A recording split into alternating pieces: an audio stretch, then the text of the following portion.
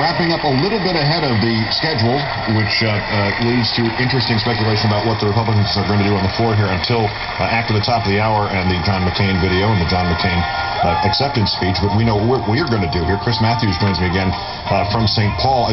There's a lot in there, of course. I thought something very interesting early on, Chris. Cindy McCain now making it both parties that have denied that the campaign is about them. Senator Obama said the same thing in Denver last week, somewhat at odds to the concept of American political campaigning.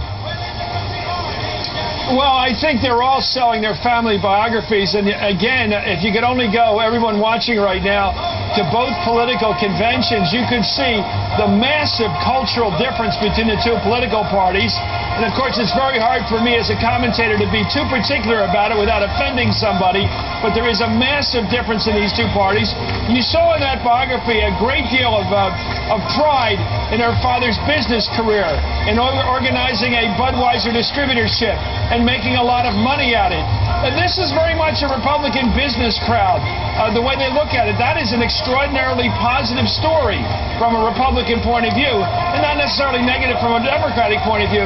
But it's the kind of a mercantile family that went west and did well, that did charitable work, that took in this young girl from Bangladesh, individual charity rather than social policy being advanced here.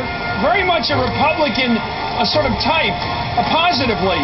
It's different than the Democratic way of looking. The Democratic Party would talk about perhaps policy or social policy, helping people who are poor as a policy. The Republicans talk about it as an act of individual, well, charity, if you will, in a positive sense. It's a different culture. You're seeing it on parade here. If you got to meet some of the delegates, you'd sense it more dramatically, I think, Keith. It informs the conventions, and it informs the delegates, and I guess feeds in it upon itself. You have people who would be attracted to this, and other people who would be the people who follow that same sort of life path. But how far does it carry outside of these convention halls, what you're bringing up? I mean, how much is this true of the average Democrat or the average Republican?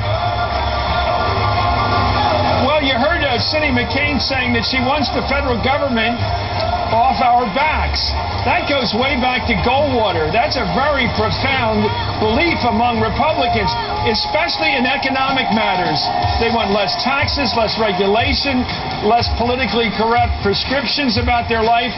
They want to be able to lead their